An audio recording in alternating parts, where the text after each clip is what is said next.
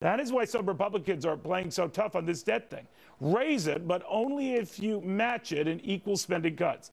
Now, the president says that's crazy. To Tea Party activist Gina Loudon, who thinks going through this charade dozens of times since World War II, well, that's even crazier. So, Gina, to the point, we cannot default. What do you think of that? I am so glad, Neil, that you are pointing this out. And I think it is so irresponsible that I just know, predictably, very few others in the media are actually going to point this out. This is a perpetual problem. It is, as you pointed out, a lie. and it is up to conservative PR gurus to get this message out, and they just don't. If I remember correctly, right about a year ago, I think I was on your show, and you and I agreed that this was the ultimate opportunity for the GOP to really shine, to really set the record straight, and to call the bluff of this administration who just wants to spin us into oblivion. They didn't, and we have the election results to show for it, in my opinion. Well, you know, the reason why we're the mockery to the world we are is because we keep going through this charade. I mean, we actually make France look, you know, stern and vigilant on this stuff, which is really objectionable at face value.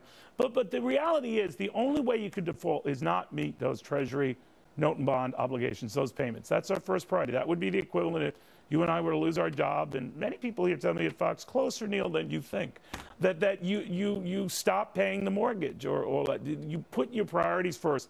And for Uncle Sam, that priority are those debt payments. And you're still, you know, taking in, you know, a lot of money, $2.5 trillion every year to address this sort of stuff. So you have wiggle room to prioritize, you know?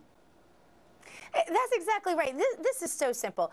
This administration, and frankly, a lot of people in the GOP would like us to believe this is some lofty, esoteric thing that the general public is just a little too dumb to understand. So they're going to understand it for us and vote accordingly.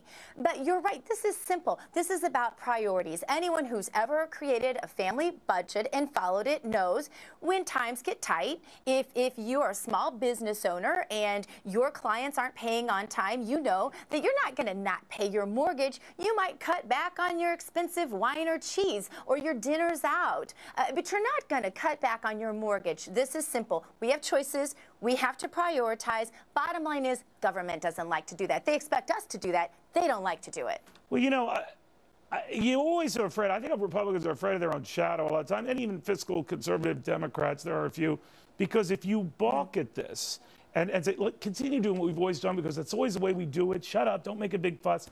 But in order for the government to go belly up, it has to deliberately not make those payments. There's enough money to address other things, and a lot of things, 40% of excess spending that we're doing now, more than what we're taking in, would have to be addressed. Some painful choices would have to be made.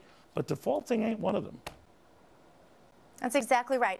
And I think it is time for Republicans especially to call upon John Boehner to sprout a backbone he has never had. See, the president laughs arrogantly this whole time. He expects Boehner to blink because that's what Boehner's always done.